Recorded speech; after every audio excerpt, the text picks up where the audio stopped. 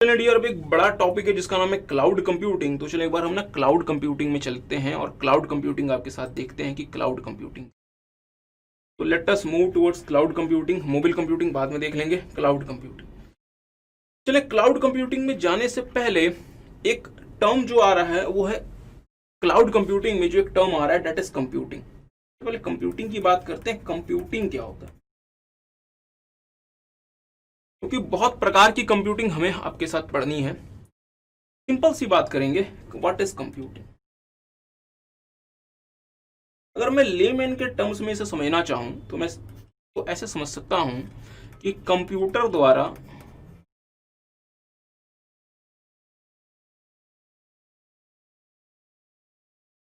किया जाने वाला कोई भी काम कंप्यूटिंग कहलाता है।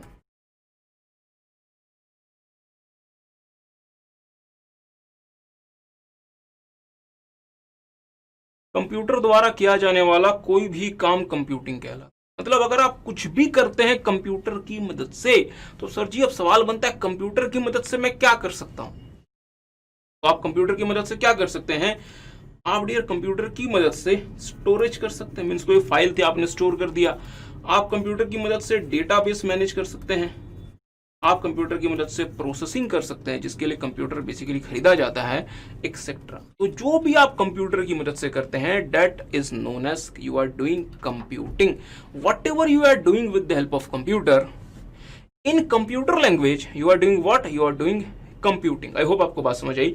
हमारे सिलेबस में हमें बहुत प्रकार की कंप्यूटिंग पढ़ने को दी गई है। जैसे जैसे एक तो आपको हमने आपको नाम ही बता दिया, जैसे हमें पढ़ने को दी गई है क्लाउड कंप्यूटिंग। एक हमें दी गई है पढ़ने को मोबाइल कंप्यूटिंग। एक हमें पढ़ने को दी गई है ग्रिड कंप्यूटिंग। और एक हमें पढ़ने को दी गई है ग्रीन कंप्यूटिंग, ग्रीन कंप्यूटिंग। और इन सबसे पहले और सबसे पहला जो मतलब कंप्यूटिंग का मैकेनिज्म था that was the traditional computing, that was the traditional computing. तो इतनी प्रकार की कंप्यूटिंग्स हमें पढ़नी है। ट्रेडिशनल कंप्यूटिंग आपको अलग से पढ़ने को नहीं दी गई है, क्योंकि ये तो बट ऑब्वियस सी बात है कि आपको ट्रेडिशनल कंप्यूटिंग आता होगा इंस्टीट्यूट के हिसाब से। पर जब तक आपको ट्रेडिशनल कंप्यूटिंग नहीं पता डियर, तब तक आप क्लाउड कंप्यूटिंग, मोबाइल कंप्यूटिंग को अप्रिशिएट नहीं कर पाएंगे। ग्रिड कंप्यूटिंग एक रिलेटिवली एक अलग सा टर्म है, और ग्रीन कंप्यूटिंग भी आपको हमारे साथ साथ देखना है। तो हम आपको थोड़ा सा समझाना चाहते हैं ट्रेडिशनल कंप्यूटिंग क्या होता है। आई होप आपको इसका तो मतलब समझ आ गया कि कंप्यूटिंग क्या होता है, what do you mean by the term computing. I hope you got an idea. ध्यान दीजिएगा, हम बात करते हैं सबसे पहले आपके साथ सबसे पहला topic that is traditional computing. Okay, अगर मैं बात करता हूं ट्रेडिशनल कंप्यूटिंग की, तो ट्रेडिशनल कंप्यूटिंग में भी कौन सा वर्ड इस्तेमाल हो रहा है सर जी, कंप्यूटिंग। ट्रेडिशनल कंप्यूटिंग में भी क्या इस्तेमाल हो रहा है, कंप्यूटिंग।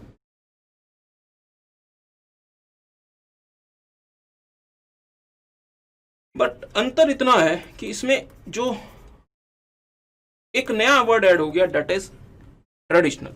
बट हमें तो पता है कंप्यूटिंग क्या होती है। What I mean bye computing sir, आपने तो अभी लिखवाया था कि कंप्यूटर द्वारा किया जाने वाला कोई भी काम कंप्यूटिंग कहलाता है। So what I mean by the term traditional computing, मेरी बात पे ध्यान दीजिएगा। What I mean by the term traditional computing, let's say ये मिस्टर ए हैं, इन्होंने कंप्यूटर खरीद लिया जो इनके सामने पड़ा हुआ है। इन्होंने कंप्यूटर खरीद लिया जो इनके सामने पड़ा हुआ है। अगर मिस्टर ए इस कंप्यूटर की मदद से कोई फाइल प्रोसेस करते हैं, उस फाइल को प्रोसेस करने के बाद स्टोर करते हैं, अपने कस्टमर के लिए बिल्स बनाते हैं, अपने स्टूडेंट्स का रिकॉर्ड मैनेज करते हैं, अपने एम्प्लॉयज की जानकारी स्टोर करते हैं, वो सारा का सारा कुछ मिस्टर ए किसमें कर रहे हैं, इसी कंप्यूटर में। मिस्टर ए अगर कोई फोटो प्रोसेस करते हैं, कोई वीडियो एडिट करते हैं, ये सब कुछ वो किसमें कर रहे हैं, इसी कंप्यूटर में। तो मिस्टर ए क्या कर रहे हैं, कंप्यूटिंग, क्योंकि मिस्टर ए कंप्यूटर द्वारा काम कर रहे हैं। और मिस्टर ए अगर कंप्यूटर द्वारा कुछ भी करेंगे तो वो कंप्यूटिंग कहलाता है। एग्री करते हैं। तो सर ये तो कंप्यूटिंग हुआ ना, फिर ये ट्रेडिशनल कंप्यूटिंग कैसे हो गया? बिल्कुल सही बात है, ये ट्रेडिशनल कंप्यूटिंग कैसे हो गया? ये डियर ट्रेडिशनल कंप्यूटिंग इसलिए हो गया क्योंकि यहां जो कंप्यूटिंग हो रही है वो उस डिवाइस पे हो रही है जिससे मिस्टर ए डायरेक्टली कनेक्टेड है। ध्यान दीजिएगा, जिससे मिस्टर ए डायरेक्टली कनेक्टेड है, जिससे मिस्टर ए डायरेक्टली कनेक्टेड है। मीन्स पूरी की पूरी कंप्यूटिंग यहाँ पे एक ऐसे डिवाइस के थ्रू हो रही है या एक ऐसे डिवाइस पे हो रही है जिससे मिस्टर ए डायरेक्टली कनेक्टेड है। मीन्स मिस्टर ए और इन डिवाइस के बीच में कोई भी डिफरेंस, कोई भी दूरी, कोई भी बैरियर नहीं है। तो सर आप ये कहना चाहते हैं कि अगर मिस्टर इस वाले डिवाइस से इनडायरेक्टली कनेक्ट होकर कंप्यूटिंग करते तो वो ट्रेडिशनल कंप्यूटिंग नहीं होता? हाँ डियर, बिल्कुल सही बात है। जैसे फॉर एग्जांपल लेट्स से हम बात करते हैं कि मिस्टर ए को कोई सॉफ्टवेयर प्रोसेस करना को कोई फोटो एडिट करना है। मिस्टर ए को कोई फोटो एडिट करना है। मिस्टर ए के पास एक ऑप्शन तो था कि वो खुद का कंप्यूटर जो उनके पास है, इसी कंप्यूटर में वो उस फोटो को एडिट कर लें। तो लेट्स से मिस्टर ए पूरी की पूरी एडिटिंग इसी वाले कंप्यूटर में कर रहे हैं। बट अगर आप इस फोटो को इसी वाले कंप्यूटर में एडिट करना चाहते हैं, प्लीज मेरी बात पे ध्यान दीजिएगा। तो सबसे पहली बात तो ये है कि इस वाले कंप्यूटर में आपके पास एडिटिंग सॉफ्टवेयर होना चाहिए। Would you agree? आया ना? हाँ सर। और दूसरा, इस वाले कंप्यूटर में इतनी प्रोसेसिंग कैपेसिटी भी होनी चाहिए, इतनी प्रोसेसिंग कैपेसिटी भी होनी चाहिए कि ये एडिटिंग सॉफ्टवेयर को चला सके। जैसे फॉर एग्जांपल आप बच्चों ने फोटोशॉप नाम के सॉफ्टवेयर के बारे में सुना होगा, और आपने ये भी सुना होगा कि फोटोशॉप जैसा जो सॉफ्टवेयर है वो किसी हल्के फुल्के कंप्यूटर में नहीं चलता। इसके लिए कम से कम 8 GB रैम वाला कंप्यूटर चाहिए होता है। आपने चैप्टर नंबर 3 में हमारे साथ ही सब कुछ रिवाइज किया। तो डियर, अगर मैं कहता हूं कि अगर कोई फोटो एडिट करनी है और मेरे पास जो कंप्यूटर पड़ा हुआ है, अगर मैं इस वाले फोटो को इसी कंप्यूटर में एडिट कर लूं तो मैं क्या कर रहा हूं? Traditional computing. बट इसके लिए बहुत जरूरी है कि मेरे पास मेरे कंप्यूटर में एडिटिंग सॉफ्टवेयर होगा, और दूसरा मेरे इस कंप्यूटर में प्रोसेसिंग कैपेसिटी होनी चाहिए। लेट्स से मेरे पास एडिटिंग सॉफ्टवेयर ही नहीं है, कहानी खत्म। और लेट्स से मेरे पास प्रोसेसिंग कैपेसिटी नहीं है, तो क्या मैं एडिट कर पाऊंगा? नहीं। तो इसमें एक सॉल्यूशन क्या हमारे पास आता है कि हम इंटरनेट के किसी वेबसाइट में जाते हैं, वो वेबसाइट किसी सर्वर में स्टोर्ड होगी, वेब सर्वर में। ये ऑलरेडी आपने चैप्टर नंबर 3 में देखा हुआ है। अब ये जो वेबसाइट है या ये जो सर्वर है, इसके पास ऑलरेडी एडिटिंग सॉफ्टवेयर है और इसके पास प्रोसेसिंग कैपेसिटी भी है। तो सर क्या ये आपको ये सर्विस फ्री में दे देगी ये वाली साइट? नहीं, हो सकता है ये फ्री में भी दे दे, हो सकता है इसके लिए आपसे कुछ पैसे भी ले ले। हम फिलहाल उस पर नहीं जाते। तो मिस्टर ए ने क्या किया? अपने कंप्यूटर से इस वाली वेबसाइट को एक्सेस किया और अपने फोटो को अपलोड कर दिया। अब फोटो की जो प्रोसेसिंग होगी वो मिस्टर ए के कंप्यूटर में नहीं होगी, वो उस वाले सर्वर में होगी जो कि मिस्टर ए ने जिसमें फोटो अपलोड की है। मींस सारी की सारी प्रोसेसिंग अब यहाँ पे हो रही है। तो मेरा आपसे छोटा सा सवाल है, यहाँ पे भी कंप्यूटिंग हो रही है? Would you agree? हाँ सर, क्योंकि सब कुछ कंप्यूटर से हो रहा है। बट मेरा सवाल तो आपसे ये है कि यहाँ पे कंप्यूटिंग कर कौन रहा है? मिस्टर ए का कंप्यूटर या मिस्टर ए से दूर कहीं जो कंप्यूटर पड़ा हुआ है वहां पे? सर यहाँ पे जो कंप्यूटिंग हो रही है वो उस कंप्यूटर से हो रही है जो कंप्यूटर मिस्टर ए से दूर कहीं पड़ा हुआ है, मिस्टर ए से फार कहीं सिचुएटेड है। मीन्स हमें नहीं पता ये वाला सर्वर कहाँ है, ये वाला कंप्यूटर कहाँ है, हमें नहीं पता। ये सर्वर बादलों में कहीं खोया हो सकता है, हमें क्या पता ये कहां पर है। तो डियर, ऐसी कंप्यूटिंग को हम नाम देते हैं क्लाउड कंप्यूटिंग। किसी को बात समझ आई? और अगर हम कंप्यूटिंग अपने पास वाले कंप्यूटर में करें, इसे हम क्या नाम देते हैं? Traditional computing. इसे हम क्या नाम देंगे? Traditional computing. अगर लगे हाथ मोबाइल कंप्यूटिंग भी बता दो, बिल्कुल सही बात है। अगर लेट्स से आप अपने स्मार्टफोन में कोई कंप्यूटिंग करते हैं, क्योंकि आज के समय आप अपने स्मार्टफोन में भी फोटो वगैरह एडिट कर सकते हैं, आप अपने आईपैड वगैरह में कोई फोटो वगैरह एडिट करें, मींस अगेन आप क्या कर रहे हैं? कंप्यूटिंग। तो अगर आप अपने मोबाइल डिवाइसेस में कोई कंप्यूटिंग करेंगे तो आप उसे क्या नाम देंगे? Mobile computing. किसी को बात समझ आ गई? Are you guys getting? तो अगर मैं अपने स्मार्टफोन, अपने आईपैड, अपने मतलब इस प्रकार के डिवाइसेस में अगर मैं कोई कंप्यूटिंग करता हूं, I call it as mobile computing because I am doing computing here in my mobile device. Are you guys getting? किसी को बात समझ आई? तो हमने आपके साथ 3 प्रकार की कंप्यूटिंग देखी। एक थी हमारे पास ट्रेडिशनल कंप्यूटिंग, एक हमने आपके साथ देखी क्लाउड कंप्यूटिंग, और एक हमने आपके साथ सिर्फ और सिर्फ बेसिक बातें देखी यहाँ पे जो कहलाती है मोबाइल कंप्यूटिंग। अब हम आपके साथ क्लाउड कंप्यूटिंग डिटेल में देखेंगे। तो इसके पहले हमने आपको 2 बातें समझाने का प्रयास किया। आई होप आपको बात समझ आ गई। हमने आपको पहले समझाया था कंप्यूटिंग क्या होती है, और दूसरा हमने आपको बताया ट्रेडिशनल कंप्यूटिंग क्या होती है। तो डियर, अगर कंप्यूटिंग पूरी की पूरी कंप्यूटिंग 100% कंप्यूटिंग उसी डिवाइस में हो रही है जो मेरे सामने पड़ा हुआ है, जिससे मैं डायरेक्टली कनेक्टेड हूं, अगर उसमें अगर पूरी की पूरी कंप्यूटिंग हो पा रही है, तो ऐसी कंप्यूटिंग को मैं क्या नाम देता हूं? ऐसी कंप्यूटिंग को मैं क्या नाम देता हूं? Traditional computing. But let's say अगर वो कंप्यूटिंग मेरे पास जो डिवाइस मेरे सामने पड़ा उसमें ना होके कहीं दूर किसी सर्वर में, कहीं दूर किसी डिवाइस में हो रही है, जिसका मुझे पता नहीं पता। ओके सर जी, मतलब मैं उसके लोकेशन को नहीं जानता, वो वाला कंप्यूटर कहां पड़ा मुझे नहीं पता साहब, तो ऐसी कंप्यूटिंग को मैं क्या नाम दूंगा? Cloud computing. ठीक बात है। और अगर मैं किसी मोबाइल डिवाइस में अगर मैं कोई कंप्यूटिंग कर रहा हूं, it would be known as mobile computing. इसे आप क्या नाम देंगे? Mobile computing. जल्दी से आ जाएं क्लाउड कंप्यूटिंग में, देखेंगे मेरे साथ साथ। Use of computing resources like storage, software, database and other services over the network या फिर इंटरनेट। का मतलब ये हुआ कि क्लाउड कंप्यूटिंग में हम जो भी कंप्यूटिंग करेंगे, और डियर फ्रेंड्स, कंप्यूटिंग में हम क्या क्या चीजें इस्तेमाल करते थे?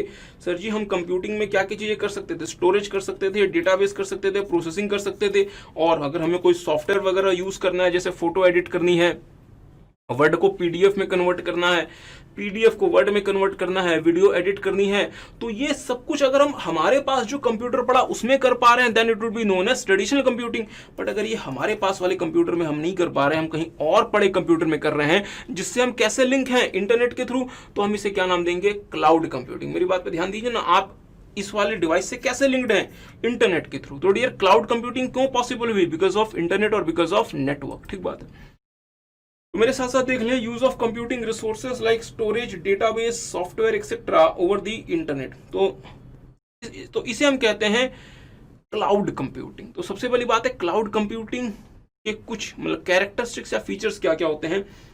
Elasticity and scalability. क्योंकि क्लाउड कंप्यूटिंग में जो भी कंप्यूटिंग हार्डवेयर होता है, जो भी सर्वर होता है, वो आपने नहीं लगाना, वो किसी और कंपनी ने ही लगाया होता है। तो इसलिए आप जितनी चाहे उतनी क्लाउड कंप्यूटिंग सर्विस इस्तेमाल कर सकते हैं, और आपको उन सर्विसेज को इस्तेमाल करने के लिए दिया जाता है किस बेसिस पे?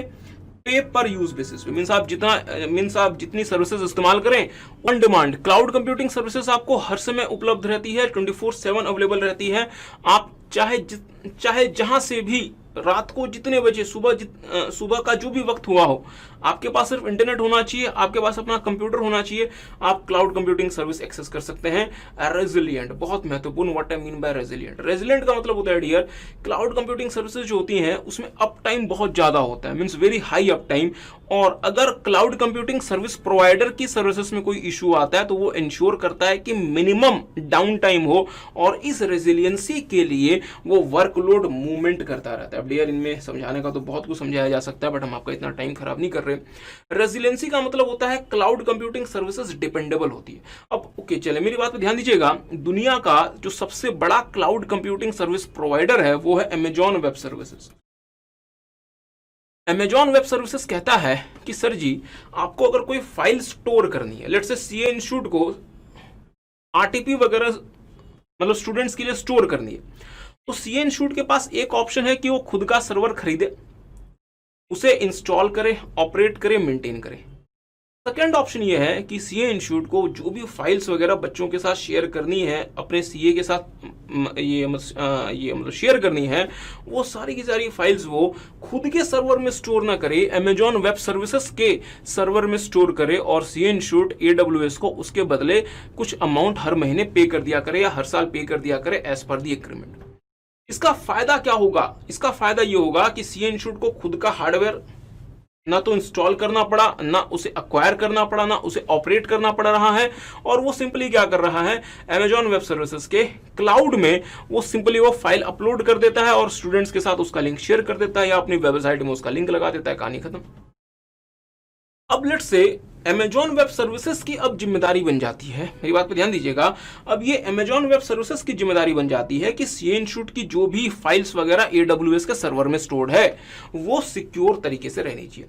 मान लीजिए अमेजॉन ने जिस मतलब सर्वर में आईसीआई की फाइल्स वगैरह स्टोर की थी, उस सर्वर में ईश्वर न करे आग लग गई, तो क्या अमेजॉन इंस्टीट्यूट को यह बोल देगा कि सर जी आपके आरटीपी वगैरह खत्म हो गए क्योंकि हमारा जो मतलब सर्वर था वो फूक गया? नहीं साहब, ऐसा नहीं होगा, क्योंकि इंस्टीट्यूट और AWS के बीच में, Amazon वेब सर्विसेज के बीच में एक अग्रीमेंट एंटर हुआ है जिसको हम SLA कहते हैं, सर्विस लेवल अग्रीमेंट। तो इसलिए Amazon के लिए बहुत जरूरी है कि Amazon की जो सर्विसेज होंगी वो कैसी होंगी, रेजिलियंट होंगी। मतलब अगर लेट्स से Amazon को लगता है कि कोई सर्वर काम नहीं कर रहा सही से, तो उस सर्वर का जो वर्कलोड है वो किसी दूसरे सर्वर में माइग्रेट कर जाएगा। उस सर्वर का जो भी डेटा है, जो भी फाइल है, वो किसी और सर्वर में उसी टाइम माइग्रेट कर जाए, ताकि अगर वो सर्वर हमारा किसी वजह से खराब हो गया, काम का नहीं रहा, तो सर जी हमारा जो डेटा है वो हमारा सेफ रहना चाहिए, वो डेटा हमारा मतलब खत्म नहीं हो जाना चाहिए। क्या मेरी बात समझ पाए? तो इसे हम नाम देते हैं रेजिलियंसी।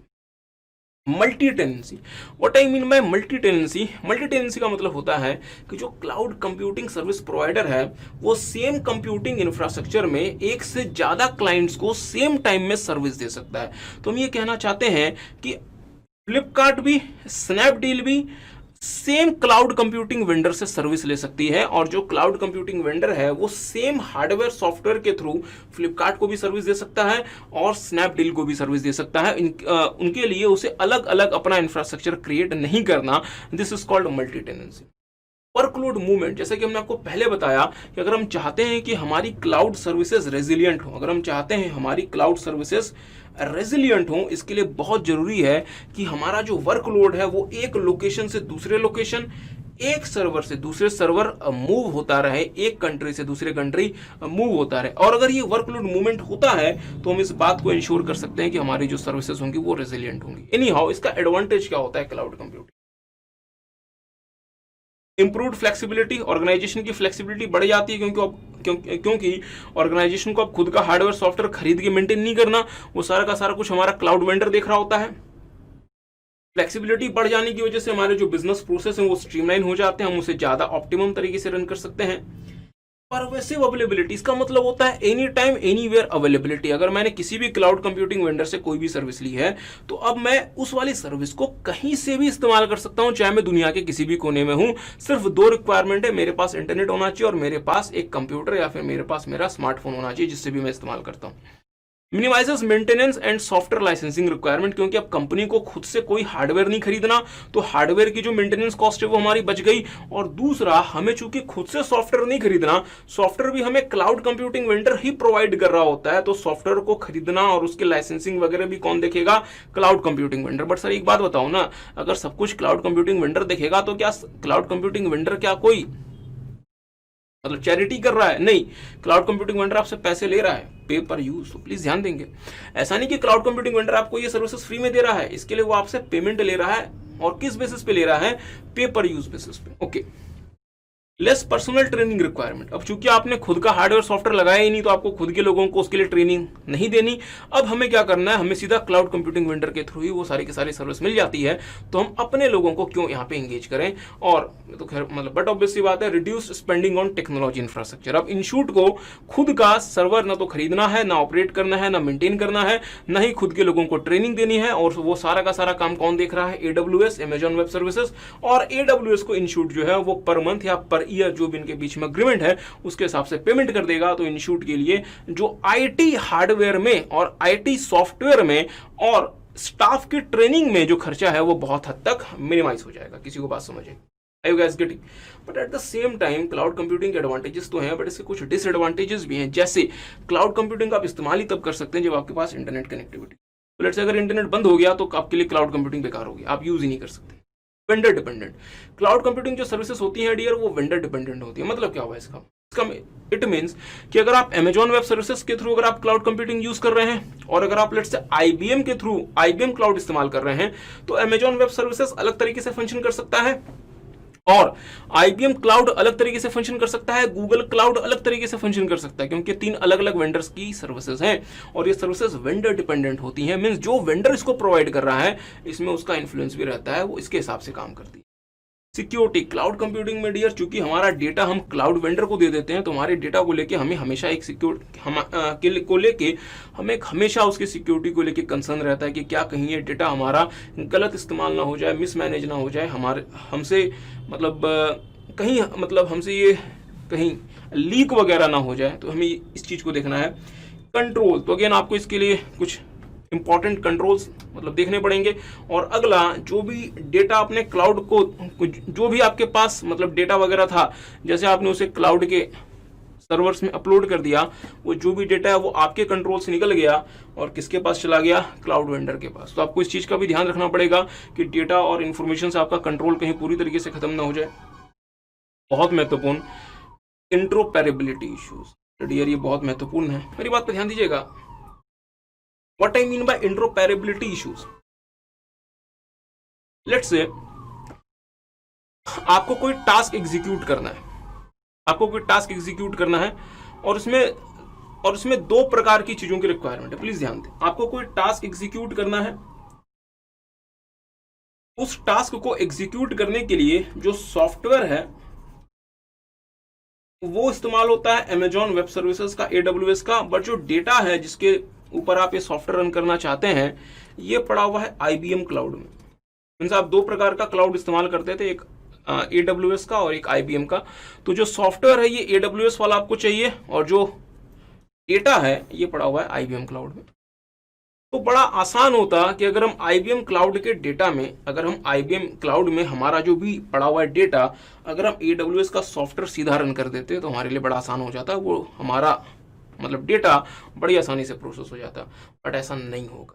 रीजन क्या है, AWS और IBM आपस में कोलैबोरेट अगर नहीं करती हैं इस एस्पेक्ट को लेके, तो आप IBM क्लाउड में रखे हुए डेटा पे AWS का सॉफ्टवेयर ऑपरेशन नहीं कर सकते। और इसके लिए फिर आपको क्या करना पड़ेगा, वो सारा का सारा डेटा IBM क्लाउड से डाउनलोड करके AWS में अपलोड करना पड़ेगा। फिर आप या तो वहां से वो सॉफ्टवेयर से फिर वो ऑपरेशन कर सकते हैं। मीन्स आपके लिए परेशानी बढ़ गई। और अगर वो बहुत ह्यूज क्वांटिटी ऑफ डेटा है डियर, तो फिर आप उसे कर ही नहीं सकते। फिर आपको AWS के पास जाके वहां से क्या खरीदना पड़ेगा, स्टोरेज खरीदना पड़ेगा। मीन्स आपने जो IBM क्लाउड में जो स्टोरेज खरीदा वो आपका बेकार हो जाएगा। फिर आप AWS के पास जाएं, वहां से स्टोरेज खरीदें, IBM क्लाउड से अपना डेटा डाउनलोड करके AWS में अपलोड करें, फिर उसके बाद सॉफ्टवेयर रन करें। मीन्स कितने सारे इश्यूज होंगे। और ये इसलिए हुआ क्योंकि AWS और IBM आपस में इंटरेक्ट नहीं करते, आपस में इनके बीच में इस एस्पेक्ट को लेके इंट्रोपैरेबिलिटी नहीं है। तो इट इज कॉल्ड इंट्रोपैरेबिलिटी इश्यूज। मतलब ये हुआ कि अगर आपको एक से ज्यादा क्लाउड कंप्यूटिंग सर्विसेज की रिक्वायरमेंट पड़ गई फॉर द सेम टास्क, अगर वो दो अलग अलग क्लाउड वेंडर आपस में इंट्रोपैरेबिलिटी नहीं करते तो वो आपका टास्क बीच में रह जाएगा, आप उसे एग्जीक्यूट नहीं हो। चार प्रकार की क्लाउड कंप्यूटिंग सर्विसेज हो सकती हैं। एक होता है प्राइवेट या फिर इंटरनल क्लाउड। मींस चार प्रकार के क्लाउड कंप्यूटिंग एनवायरनमेंट हो सकते हैं। एक होता है प्राइवेट या फिर इंटरनल क्लाउड, दूसरा होता है पब्लिक क्लाउड, तीसरा होता है हाइब्रिड क्लाउड और चौथा होता है कम्युनिटी क्लाउड। तो जैसा कि नाम से ही समझ आता है, प्राइवेट या इंटरनल क्लाउड वो क्लाउड होता है जो किसी ऑर्गेनाइजेशन के लिए ही रहता है। मींस जो एक स्पेसिफिक ऑर्गेनाइजेशन का क्लाउड होता है। जैसे फॉर एग्जांपल फेसबुक ने अपना प्राइवेट क्लाउड बनाया हुआ है जो सिर्फ फेसबुक के ऑपरेशंस के लिए और फेसबुक के बिजनेस के लिए, और फेसबुक उस वाले क्लाउड को और किसी लोगों को या और किसी बिजनेस को इस्तेमाल करना नहीं देता। बट अमेजॉन वेब सर्विसेज का जो क्लाउड है वो कोई भी इस्तेमाल कर सकता है पेमेंट करके। बट फेसबुक का जो क्लाउड है वो सिर्फ फेसबुक के बिजनेस के लिए ही है। क्या मेरी बात समझ में? तो फेसबुक ने जो क्लाउड बनाया it would be known as private cloud, but Amazon ने जो क्लाउड बनाया जो कोई भी व्यक्ति पेमेंट करके इस्तेमाल कर सकता है, that is known as public cloud. Are you guys getting? तो मेरे साथ साथ देखें प्राइवेट क्लाउड क्या होता है। Cloud computing environment residing within the organisational boundaries and in the exclusive use of entity. तो प्राइवेट क्लाउड वो क्लाउड होता है जो किसी एक ऑर्गेनाइजेशन की बाउंड्रीज में रहता है और सिर्फ उसी ऑर्गेनाइजेशन के इस्तेमाल के लिए आता है, और ये और कोई दूसरा ऑर्गेनाइजेशन इसके अलावा इस्तेमाल नहीं कर सकता। ध्यान दीजिएगा, दो प्रकार के प्राइवेट क्लाउड हो सकते हैं, एक होता है ऑन प्रेमाइसेस, दूसरा होता है आउटसोर्स। तो अगर फेसबुक के इंजीनियर्स ने खुद से ही क्लाउड बना दिया, ये इसे हम नाम देंगे ऑन प्रेमाइसेस। बट अगर फेसबुक ने किसी और आईटी कंपनी की मदद ली उस क्लाउड के लिए, अब उस क्लाउड को मेंटेन करने का काम उस आईटी कंपनी का है, तो इस केस में हम क्या बोलेंगे, फेसबुक ने अपना प्राइवेट क्लाउड क्या कर दिया, आउटसोर्स कर दिया। ठीक बात है। तो चले एनी हाउ, तो ध्यान दीजिएगा प्राइवेट क्लाउड की कैरेक्टरिस्टिक्स क्या क्या होती हैं। Most secured cloud. रीजन क्या है, क्योंकि ये एक ऑर्गेनाइजेशन के एक्सक्लूसिव यूज में होता है, दूसरा कोई भी ऑर्गेनाइजेशन इसे एक्सेस नहीं कर सकता। इसलिए यहाँ पे बाहरी ऑर्गेनाइजेशंस द्वारा वायरसेस, ट्रोजन्स वगैरह आने की संभावना बहुत कम हो जाती है।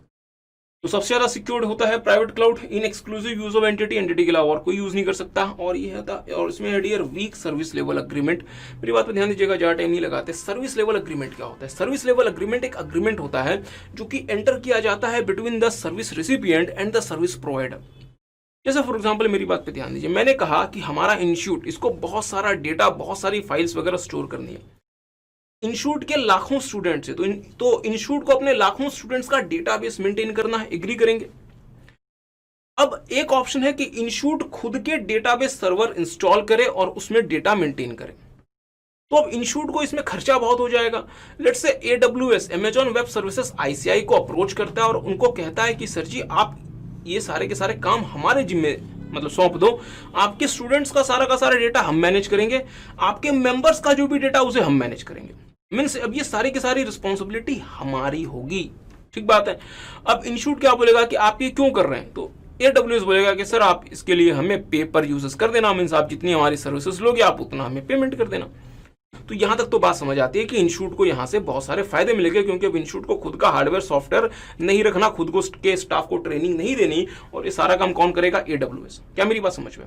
बट मेरा आपसे छोटा सा सवाल है, क्या इंस्टीट्यूट ये एक्सपेक्ट करे AWS से कि 2 दिन के बाद AWS आए और उनको बोले कि सर जी मतलब गजब हो गया, हमने जिस सर्वर में आपके स्टूडेंट्स का और आपके मेंबर्स का डेटा रखा हुआ था वो सर्वर तो हम उड़ गया, काम करना उसने बंद कर दिया, और आपके जितने भी मेंबर्स हैं और आपके जितने भी स्टूडेंट्स हैं उन सब का डेटा खत्म हो गया। क्या इंस्टीट्यूट ये एक्सपेक्ट करेगा AWS से? या अगर ऐसा कि ये अगर इस दिन की नौबत इंस्टीट्यूट नहीं आने देगा? प्लीज मेरी बात पे ध्यान दें, इंस्टीट्यूट पूरी जान लगा देगा और इस दिन को आने ही नहीं देगा, क्योंकि इंस्टीट्यूट ने पहले ही AWS के साथ एक अग्रीमेंट किया होगा जिसका नाम है, जो कहलाता है SLA। और उस SLA में साफ साफ मेंशन होगा कि किसी भी कीमत में, किसी भी कॉस्ट में जो भी हमारे क्लाइंट का डेटा है वो हमसे खत्म नहीं हो सकता, हमसे डिस्ट्रॉय नहीं हो सकता। तो सर अब सवाल बनता है, तो सर एक बात बताएं, फिर AWS कैसे 100% श्योरिटी देगा? डियर AWS इसके लिए क्या करता है, मल्टीपल जगह पे, मल्टीपल लोकेशंस में इस वाले डेटा का बैकअप रखता है, ताकि अगर किसी एक आध लोकेशन से अगर वो डेटा हट भी गया तो जहां पे आपने बैकअप मतलब रखा हुआ है, आप वहां से उस वाले डेटा को लाके इंस्टीट्यूट को दे दें। क्या मेरी बात समझ पाए? तो डियर अगर हम बात करते हैं पब्लिक क्लाउड की, जहां आप किसी पब्लिक क्लाउड प्रोवाइडर से सर्विस ले रहे हैं, तो आप वो सर्विस लेते ही तब हैं जब वहां पे बहुत स्ट्रिंजेंट, बहुत स्ट्रिक्ट और बहुत स्ट्रॉन्ग SLAs होते हैं। Otherwise public cloud service provider पे कौन यकीन करता? प्लीज मेरी बात पर ध्यान दें।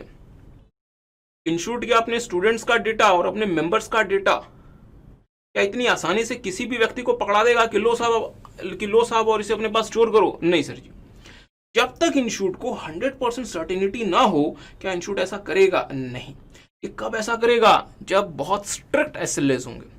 बट डियर प्राइवेट क्लाउड के केस में, चूंकि हम खुद का ही क्लाउड बना के चलते हैं, तो हम स्ट्रिक्ट किसके खिलाफ होंगे? तो हमें वीक SLA से काम चलाना पड़ता है। तो मेरी बात पे ध्यान दीजिएगा, प्राइवेट क्लाउड के केस में हमारे पास जो SLA होते हैं वो जनरली वीक होते हैं, बट पब्लिक क्लाउड के केस में जो SLAs होते हैं वो बहुत स्ट्रिक्ट या बहुत स्ट्रिंजेंट SLAs होते हैं। आई होप आपको बात समझ आ गई। Okay, advantages, high security and privacy, improves server utilization level and efficiency। आपका सर्वर का यूजेस लेवल बढ़ जाता है, आपकी एफिशिएंसी बढ़ जाती है। और controlled and maintain by the entity itself, तो जो एंटिटी जो उसको एस्टैब्लिश करती है उसी के कंट्रोल में, उसी के द्वारा मेंटेन किया जाता है। बट इसका सबसे बड़ा डिसएडवांटेज, इसका सबसे बड़ा वीक पॉइंट होता है प्राइवेट क्लाउड का डियर, कि प्राइवेट क्लाउड को बनाने का जो खर्चा होता है वो बहुत ज़्यादा होता है, इसलिए छोटी मोटी कंपनी की तो ये बस का ही नहीं होता। और जो बड़ी बड़ी कंपनीज होती हैं, टेक कंपनीज जैसे फेसबुक वगैरह, वही इतना खर्चा कर पाती है, बाकी छोटी मोटी कंपनी तो ख्वाब में भी नहीं सोच सकती कि वो प्राइवेट क्लाउड बना ले। तो ध्यान दीजिएगा, huge investment in IT hardware and software needed, बहुत ज़्यादा पैसा लग जाता है IT हार्डवेयर और सॉफ्टवेयर में, इसलिए ये प्रैक्टिकली इतना आसान नहीं होता। आगे आते हैं पब्लिक क्लाउड में। तो आपने ऑलरेडी पब्लिक क्लाउड के बारे में बहुत कुछ सुना हुआ है, तो मेरे साथ साथ देख लें। Cloud computing services offered by third-party vendors to the public on pay-per-use basis like AWS, IBM Cloud, Google Cloud, etc. तो यहाँ पे क्या होता है कि किसी थर्ड पार्टी ने, किसी और कंपनी ने अपना पूरा का पूरा क्लाउड इंफ्रास्ट्रक्चर बनाया होता है, और ये सर्विसेज वो आपको दे रही होती हैं पे-पर-यूजर्स के बेसिस पे। तो लेट्स से कि अब इंस्टीट्यूट का जो कि हमने आपके साथ मतलब एग्जाम्पल लिया था, मेरी बात पे ध्यान दीजिएगा, AWS जो है, अमेजॉन वेब सर्विसेज, वो 100 से ज़्यादा प्रकार की सर्विसेज देती है। इसमें वो बहुत प्रकार की अलग अलग सर्विस है, जैसे सर जी, जैसे डियर वो स्टोरेज की सर्विस देती है, सॉफ्टवेयर की सर्विस देती है, प्रोसेसिंग की सर्विस देती है, बहुत सारी सर्विसेज। बट इंशूट कहता है कि हमें तो सर जी AWS, आप सिर्फ स्टोरेज की सर्विस दे दो, और कितना स्टोरेज दे दो हमें, आप 1 TB की स्टोरेज दे दो, 1 TB की स्टोरेज दे दो हमें, आपसे और कुछ नहीं चाहिए। मेरा आपसे छोटा सा सवाल है, अमेजॉन वेब सर्विसेज इंशूट से किस बात का पैसा चार्ज करेगी? क्या अमेजॉन वेब सर्विसेज इंशूट से प्रोसेसिंग का भी पैसा चार्ज कर ले? नहीं सर, क्योंकि इंशूट सिर्फ ले ही क्या रहा है, स्टोरेज की सर्विस, और कितना स्टोरेज, सिर्फ 1 TB। तो इंशूट की जो बिलिंग होगी AWS की तरफ से, वो सिर्फ और सिर्फ किसके लिए होगी, स्टोरेज, और स्टोरेज भी कितना, 1 TB। तो इंशूट जो सर्विसेज इस्तेमाल कर रहा है, जितना इस्तेमाल कर रहा है, सिर्फ उसके लिए पेमेंट करेगा। क्या मेरी बात समझ पाए? Cloud computing services offered by third party vendor to the public on pay per users basis. ठीक बात है। तो इसके एडवांटेजेस क्या हुए? हमने आपके साथ एडवांटेज की बात की थी, स्ट्रिक्ट SLAs होते हैं, क्योंकि इंस्टीट्यूट अपना डेटा, अपना कॉन्फिडेंशियल डेटा कभी भी अमेजॉन वेब सर्विसेज को देगा ही नहीं, स्टोर ही नहीं करेगा, अपलोड ही नहीं करेगा, जब तक AWS इस डेटा की सिक्योरिटी, अवेलेबिलिटी की गारंटी ना कर दे। ठीक बात है। No limit on number of users, unlimited users यहाँ पे कनेक्ट हो सकते हैं, इंटरेक्ट कर सकते हैं। No need to acquire and operate IT hardware and software, क्योंकि अभी सारा का सारा काम कौन कर रहा है, cloud computing vendor. Organisation can deliver highly scalable and reliable application at affordable cost. अब इसका मतलब क्या होता है, ध्यान दीजिएगा डियर। एक प्रकार की सर्विस होती है इसी में, पब्लिक क्लाउड में, जो कहलाती है प्लेटफॉर्म एज अ सर्विस। ज्यादा टाइम ना लेते हुए लेट्स हम बात करते हैं फ्लिपकार्ट एप्लीकेशन की, फ्लिपकार्ट ऐप की, जो कि मतलब गूगल प्ले स्टोर में, जो कि इन्होंने अपना मतलब रखा हुआ। आपको जान के हैरानी होगी, जो फ्लिपकार्ट ऐप है वो इंटीग्रेटेड है माइक्रोसॉफ्ट एक्जर क्लाउड कंप्यूटिंग से। मींस माइक्रोसॉफ्ट का जो क्लाउड कंप्यूटिंग प्लेटफॉर्म है एक्जोर, उसके साथ इनका फ्लिपकार्ट ऐप इंटीग्रेटेड है। तो अब इसका फायदा ये हुआ फ्लिपकार्ट को कि फ्लिपकार्ट को उस ऐप को रन करने के लिए, प्लीज मेरी बात पे ध्यान दें, फ्लिपकार्ट को उस ऐप को रन करने के लिए अलग से कोई भी अपने पास हार्डवेयर सॉफ्टवेयर वगैरह नहीं इंस्टॉल करना। बट सर वो फ्लिपकार्ट का ऐप तो का जो ऐप है वो ये तो मतलब गूगल प्ले स्टोर में है ना। डियर प्लीज समझे मेरी बात को, फ्लिपकार्ट का सिर्फ ऐप गूगल प्ले स्टोर में इंस्टॉल्ड है, और गूगल प्ले स्टोर ने फ्लिपकार्ट के ऐप का जितना साइज है, लेट से मैं कहता हूं फ्लिपकार्ट का ऐप लेट से 20 MB का है, फ्लिपकार्ट के ऐपलेट से 20 MB का है, तो गूगल प्ले स्टोर ने 20 MB प्लस 10 MB और मान लें फोटो वगैरह के लिए, सिर्फ 30 MB का स्टोरेज स्पेस दिया हुआ है अपना फ्लिपकार्ट के ऐप को। इसके अलावा और इन्होंने कुछ नहीं किया हुआ। को बात समझ आई? गूगल प्ले स्टोर में जो फ्लिपकार्ट का ऐप है वो सिर्फ आप तक पहुंचाने के लिए है, बट जैसे आप गूगल प्ले स्टोर से उसे डाउनलोड कर लेते हैं अपने फोन में, गूगल प्ले स्टोर का रोल खत्म हो गया। अब यहाँ पे गूगल प्ले स्टोर का कोई रोल नहीं है। अब ये जो सर्विस है ये बैकएंड में कहां चली जाती है, किसी और क्लाउड कंप्यूटिंग के पास, किसी और क्लाउड कंप्यूटिंग प्रोवाइडर के पास। तो एक ऑप्शन था फ्लिपकार्ट के पास कि ये खुद का IT हार्डवेयर सॉफ्टवेयर इस्तेमाल करे, तो जो अगेन बहुत एक्सपेंसिव हो जाएगा। तो फ्लिपकार्ट ने क्या किया, अपना जो ऐप है वो माइक्रोसॉफ्ट एक्जर क्लाउड कंप्यूटिंग वाले से इंटीग्रेट कर दिया। तो अब जो भी IT हार्डवेयर सॉफ्टवेयर की रिक्वायरमेंट होगी, ये फ्लिपकार्ट को अपने से खरीद के नहीं लगाना, ये सब कुछ कौन दे रहा है, क्लाउड कंप्यूटिंग वेंडर। क्या मेरी बात किसी को समझ आई? तो देखेंगे organisation can deliver highly scalable and reliable applications at a affordable cost. तो फ्लिपकार्ट की जो कॉस्ट है वो कंपैरेटिवली बहुत कम हो गई, क्योंकि इनको अपने से कुछ भी यहाँ पे मेंटेन नहीं करना पड़ रहा। हमने आपके साथ दो प्रकार का क्लाउड देखा। एक था प्राइवेट क्लाउड, जो ऑर्गेनाइजेशन का एंटिटी का खुद का क्लाउड होता है, और दूसरा थर्ड ईयर पब्लिक क्लाउड, जो कि थर्ड पार्टी वेंडर्स का क्लाउड होता है। अब सवाल बनता है कि हमें कौन सा इस्तेमाल करना चाहिए। तो एक नए प्रकार का क्लाउड इमर्ज हुआ जो कहलाता है हाइब्रिड क्लाउड, जो बेसिकली प्राइवेट और पब्लिक क्लाउड का एक तरह से हम कह सकते हैं मिक्स है। तो हाइब्रिड क्लाउड वो क्लाउड होता है जहां पे ऑर्गेनाइजेशन अपना सेंसिटिव डेटा प्राइवेट क्लाउड में रखती है, और जो नॉन कोर या नॉन सेंसिटिव डेटा है उसे वो पब्लिक क्लाउड में प्रोसेस करने को दे देती है। मीन्स हम कह सकते हैं हाइब्रिड क्लाउड जो होता है वहां पे हम अपने कोर डेटा, अपने बहुत इंपॉर्टेंट डेटा के लिए खुद का प्राइवेट क्लाउड बनाते हैं, और जो हमारा नॉन कोर डेटा होता है इसके लिए हम पब्लिक क्लाउड को इस्तेमाल कर लेते हैं। Means it is the combination of both public cloud as well as the private cloud. ठीक बात है? तो मेरे साथ साथ देख लें, combination of private cloud and a public cloud where entity runs its core data and application on private cloud and non-core data and application on the public cloud। तो सर जी एक बात बताएं, हाइब्रिड क्लाउड का फायदा क्या होगा? मेरी बात पर ध्यान दीजिएगा।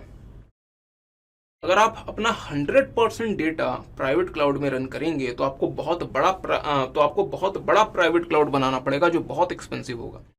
और अगर आप अपना 100% डेटा पब्लिक क्लाउड में रन करेंगे तो डियर जो आपका 2-4% बहुत सेंसिटिव डेटा होता है वो लीक होने का खतरा होता है, क्योंकि वो आपका बहुत कोर डेटा होता है। मेरी बातें प्लीज ध्यान दीजिए। फार्मा कंपनीज के लिए उनका जो फॉर्मूला होता है, उनका जो नो हाउ होता है, और वो वाला नो हाउ नहीं जो उन्होंने पेटेंट कराया होता है, बहुत सारा नो हाउ जो होता है वो इन प्रोसेस होता है, जो अभी तक पेटेंट नहीं हुआ, जिसमें R&D चल रही होती है। वो बहुत सारा डेटा नहीं होता, वो थोड़ा सा ही डेटा होता है। बट अगर वो डेटा लीक हो गया तो कंपनी को फ्यूचर में आने वाले अरबों रुपए से हाथ धोना पड़ जाता है। प्लीज ध्यान दें। जैसे फॉर एग्जांपल अगर कोई नई वैक्सीन वगैरह बननी है तो उस वैक्सीन के पीछे जो R&D वगैरह होती है, उस R&D के जो पेपर्स होते हैं डियर, वो बहुत क्रूशियल होते हैं, और इन्हीं पेपर्स के बेसिस पे वो R&D हो पाती है, फिर जाके वो वैक्सीन कहीं मार्केट में आती है।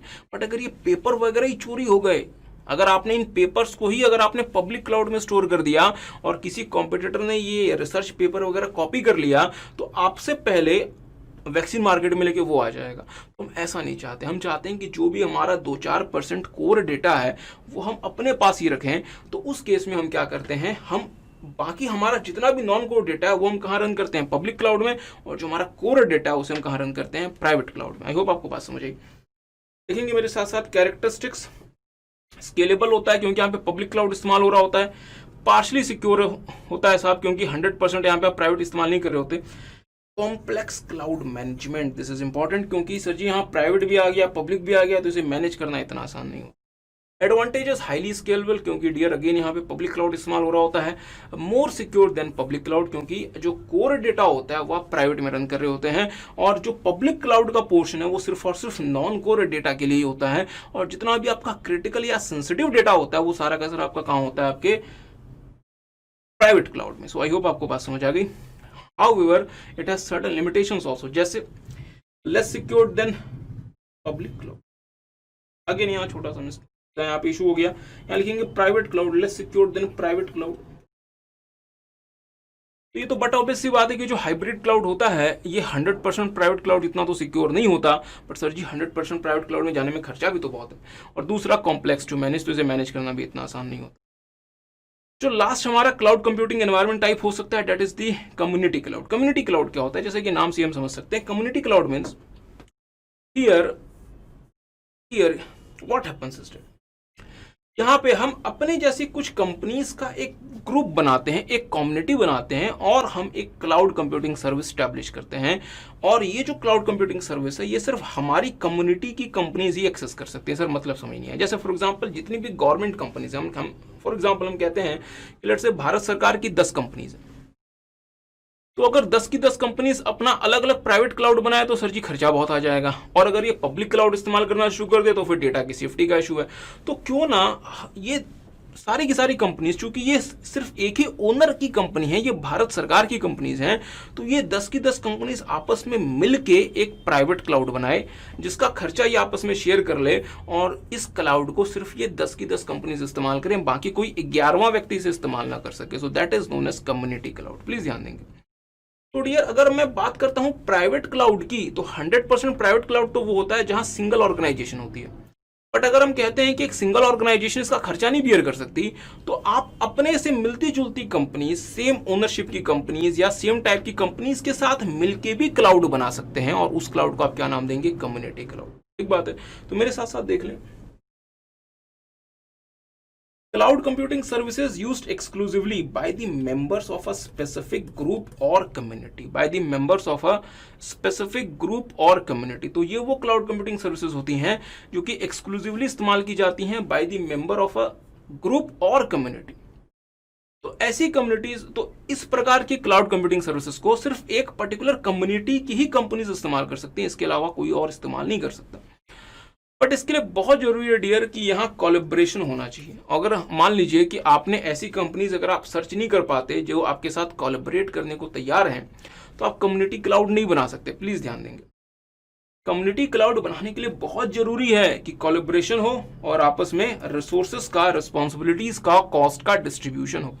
तो लेट्स से अगर आप ऐसी कंपनीज आइडेंटिफाई नहीं कर पा रहे, ऐसी कंपनीज को नहीं खोज पा रहे जो कि आपके साथ कोलैबोरेट करने को तैयार हैं और खर्चों वगैरह में आपस में पैसा डिस्ट्रीब्यूट करने को तैयार हैं कॉस्ट वगैरह के लिए, तो आप कम्युनिटी क्लाउड नहीं बना सकते। So to create community cloud it is essential that there must be collaboration and distribution of responsibility. दूसरा, ये पार्शली सिक्योर होता है डियर, क्योंकि अगर ये 100% प्राइवेट होता तो हमारे अलावा कोई नहीं जा सकता था, बट चूंकि हमारे अलावा हमारे ही कम्युनिटी की बाकी कंपनीज भी हैं, तो चले हम ये मानते हैं कि चूंकि वो बाकी कंपनीज भी हमारी कम्युनिटी की हैं तो हमसे वो मतलब तो हमारे लिए उतना तो रिस्क नहीं है, बट स्टिल अगर सिर्फ हमारे पास होता तो बहुत सिक्योर होता। तो ये इतना सिक्योर नहीं होता है जितना कि 100% प्राइवेट क्लाउड होता है। और तीसरा, ये कॉस्ट इफेक्टिव होता है क्योंकि आपने खर्चे की वजह से ही कम्युनिटी क्लाउड बनाया होता है ताकि आपकी जो कॉस्ट है वो बाकियों के साथ भी डिस्ट्रीब्यूट। ओके, एडवांटेजेस क्या क्या होते हैं इसके? Low cost private type cloud, ये 100% प्राइवेट तो नहीं होता बट ये प्राइवेट टाइप ही क्लाउड होता है और साथ में इसका खर्चा भी कम होता है। कोलैबोरेशन वर्क ऑन क्लाउड, आप अपनी बाकी कम्युनिटी की कंपनीज के साथ मिलकर कोलैबोरेट भी कर सकते हैं। और बहुत महत्वपूर्ण, मोर सिक्योर्ड देन पब्लिक क्लाउड, तो अगर आप 100% पब्लिक क्लाउड इस्तेमाल करें जहां कोई भी आ जाए उससे तो कम से कम सेफ है कि आपकी ही कम्युनिटी के लोग आते हैं। Disadvantages, less secure then private cloud, but obvious सी बात है autonomy of entity may be lost, again very important, क्योंकि इस प्रकार के क्लाउड के लिए बहुत जरूरी है कि आपको अपने जैसी कंपनीज के साथ कोलैबोरेट करके उनके साथ अग्रीमेंट करना पड़ेगा डियर। तो आपकी जो 100% ऑटोनॉमी है उस क्लाउड में अब वो नहीं रहेगी, क्योंकि अगर आप कुछ उसमें चेंज करना चाहते हैं लेट्स से क्लाउड में, आप अपने से वो चेंज नहीं कर सकते जब तक बाकी जो आपके साथ जो है उसमें, जब तक वो कंपनीज भी एग्री नहीं कर जाती कोई भी चेंज नहीं किया जा सकता। In case of no collaboration no community cloud possible, तो अगर आपके बीच में कोलैबोरेशन नहीं है तो आप कम्युनिटी क्लाउड नहीं बना। अब आता है किस किस प्रकार की सर्विसेज ऑफर की जा सकती हैं क्लाउड कंप्यूटिंग के थ्रू। तो 4 मेजर प्रकार की सर्विसेज ऑफर की जा सकती हैं क्लाउड कंप्यूटिंग के थ्रू। ये 4 आपने तो कहा था Amazon web services hundreds of types of services offer करती हैं, बिल्कुल सही बात है डियर। 3 तो मेजर होती हैं, एक को हमने अदर्स में हमने क्लासिफाई कर दिया। Infrastructure as a service, platform as a service, software as a service and others. तो 3 तो हमारी मेजर प्रकार की सर्विसेज होती हैं क्लाउड कंप्यूटिंग में, एक अदर्स में चलेगी जिसमें बाकी सारी सर्विसेज आ गई, इसलिए हमने 4 कह दिया।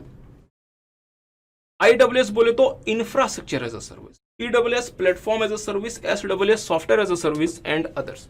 मेरी बात पे ध्यान दीजिएगा, सबसे पहले बात करते हैं इंफ्रास्ट्रक्चर एज अ सर्विस। देखेंगे इंफ्रास्ट्रक्चर लेवल सर्विस क्या होती है? Hardware level service that provides basic computing resources like processing power, storage, databases, etc. तो AWS is the hardware level service, please ध्यान देंगे। चलिए डियर में थोड़ा सा बता ही देते हैं आपको। देखिए कोई भी डियर कंप्यूटर काम कैसे करता है या कोई भी टेक्नोलॉजी काम कैसे करती है। आपने एक हार्डवेयर इंस्टॉल किया होता है, इस हार्डवेयर को चलाने के लिए एक ऑपरेटिंग सिस्टम होता है, ये हमारा प्योर हार्डवेयर है। इस हार्डवेयर को चलाने के लिए एक ऑपरेटिंग सिस्टम होता है और इस ऑपरेटिंग सिस्टम के ऊपर हम डिफरेंट सॉफ्टवेयर इस्तेमाल करते हैं, इसको हम एप्लीकेशंस कहते हैं। और इस हार्डवेयर में हमारे पास क्या क्या चीजें मिल जाती हैं? सर जी प्रोसेसिंग मिल जाती है, प्रोसेसिंग तो हार्डवेयर से होती है ना, CPU, स्टोरेज मिल जाता है क्योंकि हार्ड डिस्क भी हार्डवेयर भी होती है, डेटाबेस वगैरह मिल जाता है। अब यूजर जो हमसे सर्विस ले सकता है, इसके 2 अलग अलग ऑब्जेक्टिव हो सकते हैं।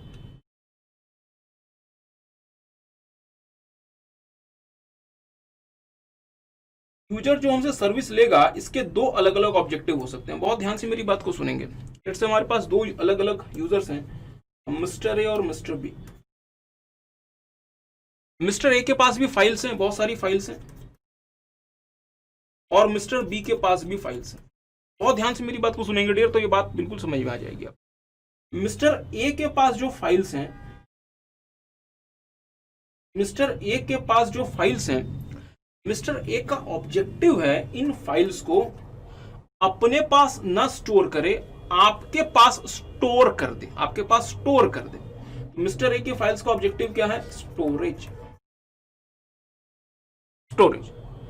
और मिस्टर बी के पास जो फाइल्स हैं, मिस्टर बी का ऑब्जेक्टिव है कि इस फाइल का जो डेटा है वो आप अपने सॉफ्टवेयर के थ्रू इसे प्रोसेस कर दें। अपने सॉफ्टवेयर के थ्रू प्रोसेस कर दें। और मिस्टर ए की जो फाइल्स हैं, मिस्टर ए का ऑब्जेक्टिव है कि भाई ये फाइल्स को आप अपने पास स्टोर कर लें। मिस्टर बी की जो फाइल है, इनका ऑब्जेक्टिव है कि आप अपने सॉफ्टवेयर के थ्रू इसकी प्रोसेसिंग कर दें। तो मेरा आपसे छोटा सा सवाल है, क्या मिस्टर ए और मिस्टर बी हम लेट से क्लाउड कंप्यूटिंग वेंडर हैं, सेम प्रकार की सर्विस चाहती हैं, अलग अलग सर्विसेज चाहते हैं? सर जी, अलग अलग सर्विसेज चाहते हैं। मिस्टर ए जो है ये स्टोरेज की सर्विस चाहता है। किसकी सर्विस चाहता है? स्टोरेज की। तो ये basically storage is what? Hardware level service. Means mister A हमसे क्या चाहते हैं? इंफ्रास्ट्रक्चर एज अ सर्विस, क्योंकि ये हमारे हार्डवेयर का यूज चाहते हैं। बट मिस्टर बी हमारे सॉफ्टवेयर, हमारे एप्लीकेशन के थ्रू उस फाइल को प्रोसेस करवाना चाहते हैं। तो mister B wants from us is what? Software level service. तो मिस्टर बी जो हमसे सर्विस चाह रहा है, इसको हम नाम देंगे SaaS, SaaS। जबकि मिस्टर ए हमसे जो सर्विस चाहते हैं, इसको हम नाम देंगे IaaS, infrastructure as a service. किसी को बात समझ आई इन दोनों में अंतर क्या है? तो मिस्टर ए की हमसे जो रिक्वायरमेंट है वो है डियर हार्डवेयर लेवल सर्विस की, बट मिस्टर बी की हमसे जो रिक्वायरमेंट है वो है सॉफ्टवेयर लेवल सर्विस की। तो ये दो अलग अलग प्रकार की सर्विसेज हैं। तो मेरे साथ साथ देख लें जल्दी से, टाइम ज्यादा आपका वेस्ट नहीं करते। Hardware level service that provides basic computing resources like processing power, storage, database etc. तो अगर आप कोई फाइल स्टोर करना चाहते हैं, अगर आप CPU इस्तेमाल करना चाहते हैं, या अगर आप डेटाबेस वगैरह इस्तेमाल करना चाहते हैं, तो आप इंफ्रास्ट्रक्चर एज अ सर्विस इस्तेमाल कर रहे हैं। तो IaaS की क्या क्या कैरेक्टरिस्टिक्स हैं? Online access. तो सर जी पूरा का पूरा क्लाउड ही ऑनलाइन होता है, तो मुझे बताए ना, ऑनलाइन एक्सेस क्या IaaS होगा? नहीं, ऑनलाइन एक्सेस IaaS भी होगा, PWS भी होगा, SaaS भी होगा, अदर्स भी होंगे। जितना भी क्लाउड वो सारा ही ऑनलाइन एक्सेस होगा। Centralised management, dear centralised management भी सारे ही होंगे, क्योंकि वो सारी की सारी सर्विसेज एक जगह से ही मैनेज हो सकती हैं। इलास्टिक एंड स्केलेबल, अब क्या कर सकते हैं डियर, ये सारी ही क्लाउड की जितनी भी सर्विसेज हैं, IaaS हो, PWS हो, SWS हो या फिर अदर्स हो, सारी ही इलास्टिक होती हैं, स्केलेबल होती हैं। शेयर्ड इंफ्रास्ट्रक्चर, अगेन हर किसी में शेयर्ड इंफ्रास्ट्रक्चर इस्तेमाल होता है। और मीटर्ड सर्विस का मीनिंग होता है जितना इस्तेमाल करोगे उतनी पेमेंट। जैसे अगर आप किसी ऑटो वगैरह का इस्तेमाल करते हैं, मतलब उबेर वगैरह का इस्तेमाल करते हैं, तो वो क्या होती है? मीटर्ड सर्विस की। जी जितने दूर जाओगे उतनी पेमेंट करोगे। इसी तरीके से जितना क्लाउड की सर्विस इस्तेमाल करोगे उतनी पेमेंट करोगे। तो डियर मीटर्ड सर्विस जो होती है वो IaaS में भी होती है, PWS में भी होती है, SaaS में भी होती है, अदर्स में भी होती है। तो कहना क्या चाहते हो? हम ये कहना चाहते हैं डियर की जो कैरेक्टरिस्टिक्स हैं, ये सिर्फ IaaS की कैरेक्टरिस्टिक्स नहीं है, ये पूरे क्लाउड कंप्यूटिंग की ही कैरेक्टरिस्टिक्स है। एनी हाउ, आगे आते हैं मेजर IaaS मॉडल्स। IaaS में मेजर सर्विसेज क्या क्या है? Network as a service. अब इसको समझाने में बहुत टाइम लग जाता है, बट हम आपके साथ उतना टाइम नहीं लगाते। 3 प्रकार की सर्विसेज की बात होती है यहाँ पे, virtual private network, bandwidth on demand और मोबाइल वर्चुअल नेटवर्क। दूसरा होता है स्टोरेज एज अ सर्विस, जहां पे आपको सिर्फ और सिर्फ स्टोरेज कैपेसिटी आपको प्रोवाइड की जाती है। Storage infrastructure services to user and data synchronisation over multiple devices. तो आपको यहाँ पे स्टोरेज की सर्विस दी जाती है, और जो भी डेटा आपने स्टोर किया है वो एक से ज्यादा डिवाइसेस में आपके पास अवेलेबल होता है। सर जी कैसे? जैसे फॉर एग्जांपल, अगर आप गूगल ड्राइव में अगर कोई भी डेटा स्टोर करते हैं गूगल ड्राइव में, तो आप उसे अपने कंप्यूटर के थ्रू भी एक्सेस कर सकते हैं, अपने स्मार्टफोन के थ्रू भी एक्सेस कर सकते हैं, और किसी भी कंप्यूटर के थ्रू अपने अकाउंट को मतलब लॉग इन करके आप उसे एक्सेस कर सकते हैं। मीन्स हमारा डेटा सिंक्रोनाइज हो जाता है, हम कहीं भी और किसी भी जगह से उस सर्विस को, उस फाइल को एक्सेस कर सकते हैं।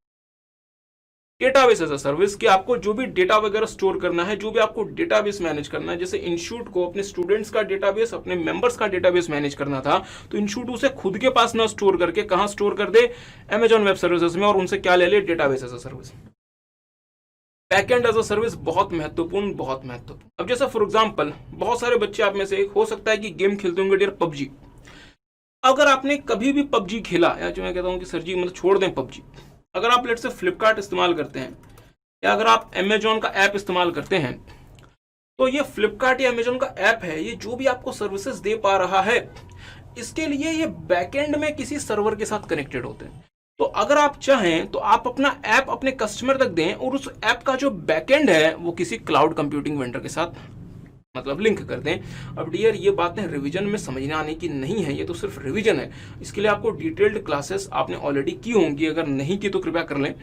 बैकएंड एज अ सर्विस, जिसको हम BWS कहते हैं, वो क्या होता है? Web and mobile app developers are provided services like backend cloud storage connectivity, user management, push notifications, social network integrations etcetera. तो जैसा फॉर एग्जांपल पबजी की अगर हम बात करें तो आपका जो भी ग्रुप बना हुआ है उसमें, उस ग्रुप में कितने मेंबर्स हैं, कौन कौन एक्टिव हैं, ये सारा का सारा कुछ मैनेज करना पड़ेगा। तो ये सब कुछ जो हो पा रहा है मैनेज, ये क्यों हो पा रहा है, क्योंकि बैकएंड एज अ सर्विस उस समय काम कर रहा होता है। लास्टली AWS में क्या होता है, डेस्कटॉप एज अ सर्विस, जहां पे हमें दिया जाता है desktop virtualisation service to user without the need to buy, manage and upgrade their own infrastructure. तो यहाँ पे हमें क्या मिल जाता है, डेस्कटॉप एज अ सर्विस, जहां पे हमें खुद का डेस्कटॉप नहीं खरीदना, हम इसे डेस्कटॉप वर्चुअलाइजेशन के थ्रू इस्तेमाल कर सकते हैं।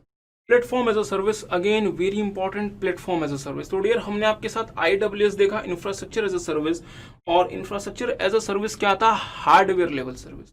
But platform as a service क्या होता है, जहां पे आपको हार्डवेयर लेवल सर्विस भी दी जाती है और साथ में आपको एक सॉफ्टवेयर लेवल सर्विस भी दी जाती है, ताकि आप एक पूरा का पूरा एप्लीकेशन वगैरह डेवलप कर सके, मीन्स सॉफ्टवेयर डेवलप कर सके क्लाउड में। सर मतलब समझ नहीं आया। जैसे फॉर एग्जांपल आप सीए बन गए और आपने अपनी सीए फर्म का एक मोबाइल ऐप बनाना है, प्लीज ध्यान दीजिएगा। अभी तक आप अलग अलग प्रकार के मोबाइल ऐप को इस्तेमाल करते हैं, बट जब आप सीए बन जाएंगे तो हो सकता है कि आपका इंटरेस्ट हो कि सर हम भी ना, हो सकता है कि आप जीएसटी में आपको मतलब एक्सपर्टीज है, तो हो सकता है कि आप चाहें कि हम जीएसटी की सर्विसेज को मोबाइल ऐप के थ्रू भी दें ताकि हमारा क्लाइंट बेस बड़ा हो सके। ठीक बात है। तो उस समय आपको एक ऐप अपने फर्म के लिए बनवाना पड़ेगा। अभी तक आप ऐप इस्तेमाल करते हैं किसी और के द्वारा बनाए हुए, उस समय आपको अपने फर्म के लिए ऐप चाहिएगा। तो आप अपने फर्म के लिए जो ऐप बनवाएंगे वो आप किस सर्विस के थ्रू बनवाएंगे, प्लेटफॉर्म एज अ सर्विस। तो सवाल बनता है कि क्या सॉफ्टवेयर डेवलप करना इतना आसान होता है? नहीं डियर, सॉफ्टवेयर को डेवलप करने के लिए बहुत सारे टूल्स, बहुत सारे सॉफ्टवेयर्स की रिक्वायरमेंट होती है।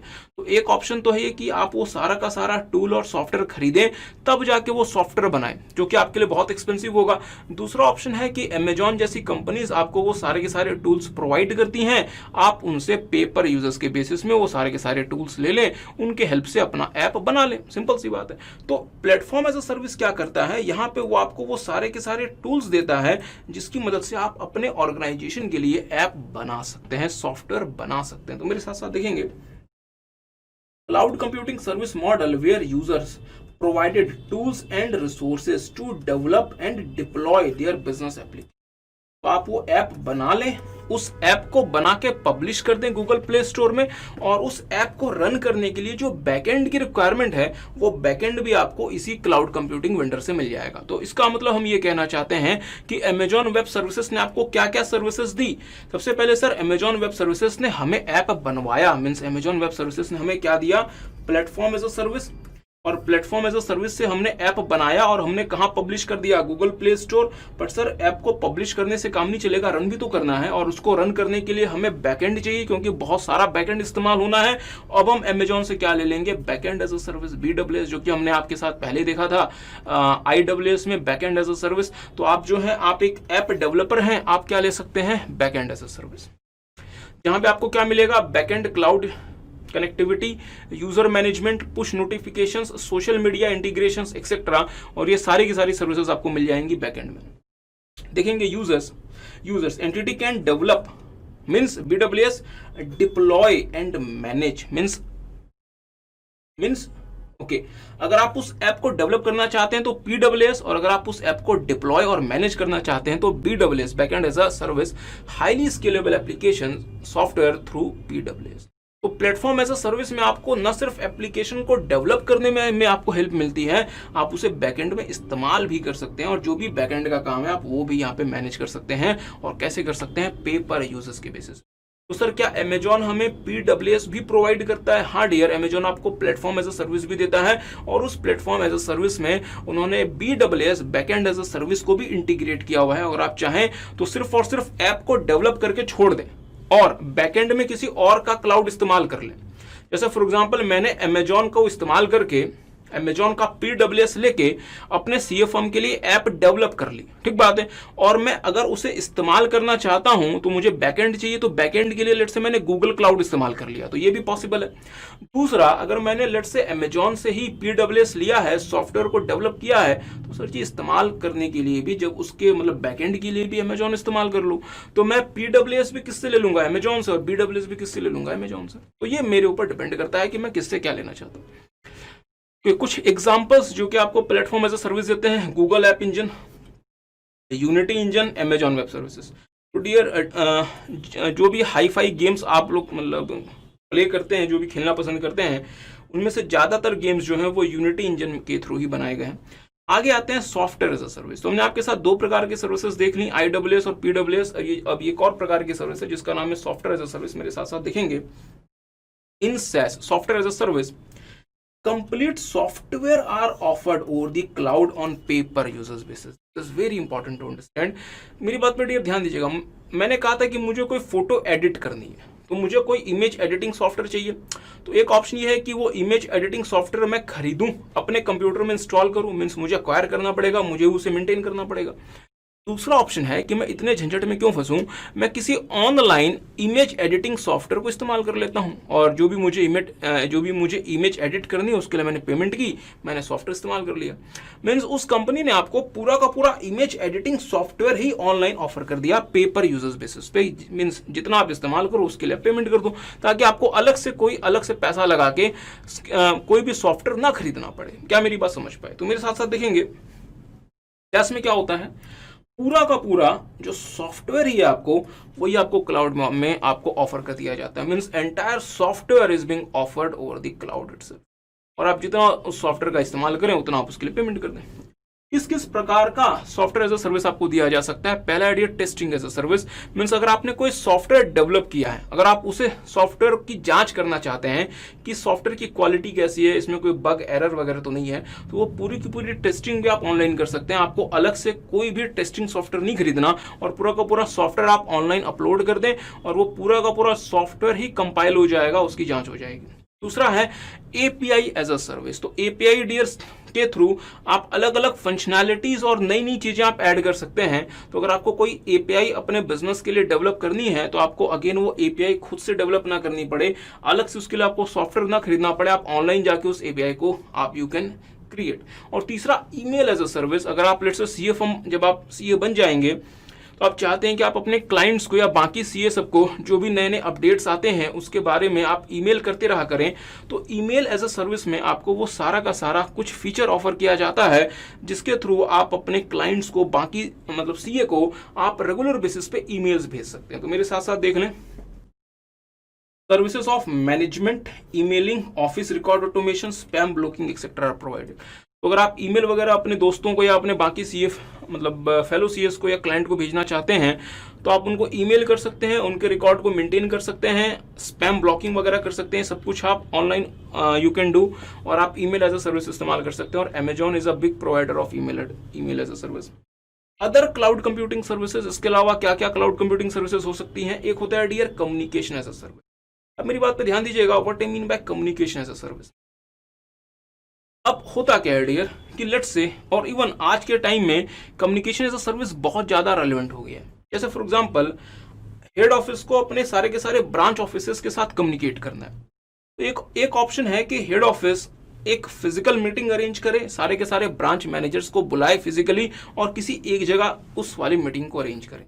बट इसमें खर्चा बहुत है, टाइम बहुत लगेगा। इससे अच्छा क्या था कि हेड ऑफिस में एक प्रॉपर कॉन्फ्रेंस हो जाए, जहां सारे के सारे ब्रांच ऑफिस के मैनेजर्स उस कॉन्फ्रेंस के साथ आपस में लिंक हो, जैसे फॉर एग्जांपल जूम मीटिंग।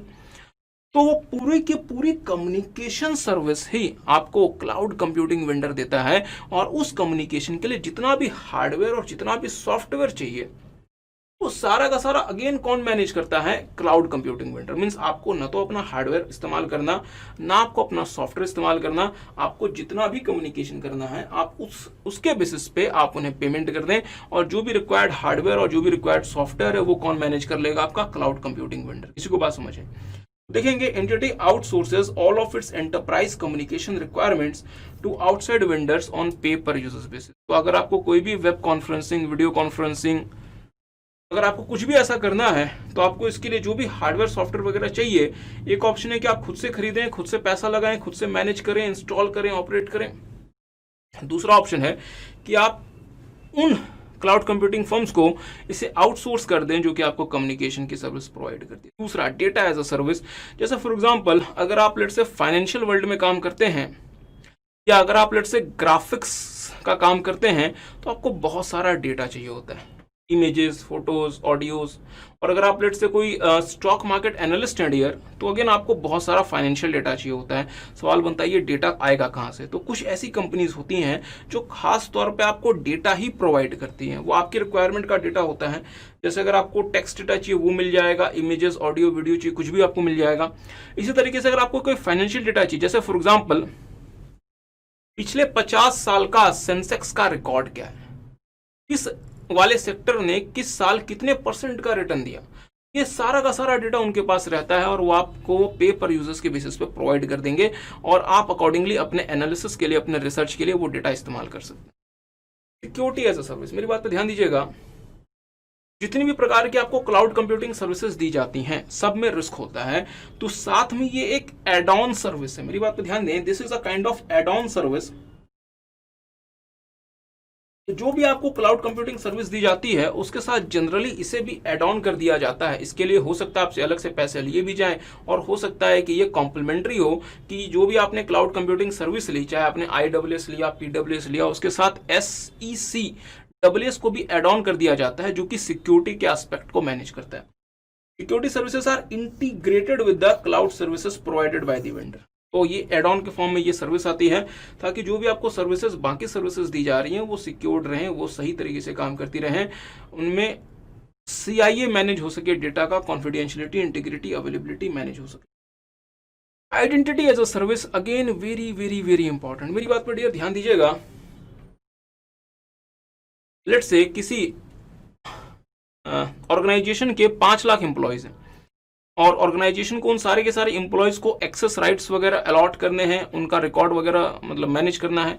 तो इसके लिए बहुत जरूरी है कि ऑर्गेनाइजेशन अपने सारे के सारे एम्प्लॉयज का रिकॉर्ड अपने पास प्रॉपर तरीके से मैनेज करे और जब उनको एक्सेस राइट्स वगैरह एलोकेट करे तो ये इस बात को इंश्योर करे कि कौन सा एम्प्लॉय है, क्या काम करता है, हम इसको कितना एक्सेस प्रिविलेजेस दें। तो ये सर्विसेज, ये सारा का सारा कुछ भी आप चाहें तो क्लाउड कंप्यूटिंग सर्विस प्रोवाइडर को आउटसोर्स कर सकते हैं। ये कहलाता है आइडेंटिटी एज अ सर्विस। तो यहाँ पे क्या होगा, जो आपका क्लाउड कंप्यूटिंग सर्विस प्रोवाइडर है वो आपको क्या प्रोवाइड करेगा? Authentication infrastructure. What I mean bye authentication infrastructure? Sir आपके 5 लाख एम्प्लॉयज हैं, आपका जो एम्प्लॉय जो भी डेटा एक्सेस करना चाहेगा, इस बात को हम ऑथेंटिकेट करेंगे कि ये जेन्युइन एम्प्लॉय है और इसका यूजर आईडी पासवर्ड यही है और तभी ये उस डेटा को एक्सेस कर सकता है, अदरवाइज ये एक्सेस नहीं कर सकता। और इसके लिए बहुत जरूरी है कि हम उस एम्प्लॉय का क्या अपने पास मैनेज करें? Identity management, profile management, single sign on, like authentication service. तो जो भी एम्प्लॉय के ऑथेंटिकेशन से जुड़ा हुआ जो भी सारा का सारा काम है वो अब आप इंटरनली ना करके वो भी आप क्या कर सकते हैं, अपने क्लाउड कंप्यूटिंग वेंडर को, क्लाउड कंप्यूटिंग सर्विस प्रोवाइडर को आउटसोर्स कर सकते हैं। You can outsource that services also to your cloud computing service provider. क्या किसी को बात समझ आई क्लाउड कंप्यूटिंग सर्विस क्या होता है? तो हमने देखा बाकी प्रकार की क्लाउड कंप्यूटिंग सर्विसेज क्या क्या हो सकती थी। Communication as a service, data as a service, security as a service और identity as a service. Communication as a service में जो भी कम्युनिकेशन, जो भी एंटरप्राइज कम्युनिकेशन रिक्वायरमेंट होती है, जिसके लिए जो हार्डवेयर सॉफ्टवेयर चाहिए वो सब कुछ हम आउटसोर्स कर देते हैं और हमें क्लाउड कंप्यूटिंग वेंडर वो प्रोवाइड करता है। डेटा एज अ सर्विस में हमें जो भी डेटा चाहिए, चाहे वो टेक्स्ट हो, इमेजेस हो, ऑडियो हो, वीडियो हो, फाइनेंशियल डेटा, वो सारा का सारा डेटा हमें अगेन प्रोवाइड कर दिया जाता है। Security as a services is a kind of add on service, जहां पे हम जो भी क्लाउड कंप्यूटिंग सर्विस इस्तेमाल करते हैं उसके साथ ये जनरली हमारे साथ आती है ताकि ये सिक्योरिटी एस्पेक्ट को मैनेज कर सके। और आइडेंटिटी एज अ सर्विस हमें ऑथेंटिकेशन सर्विसेज देती है, like single sign on, identity management, profile management etcetera. तो ये सारी के सारी सर्विसेज हमें आइडेंटिटी एज अ सर्विस में प्रोवाइड किया जाता है।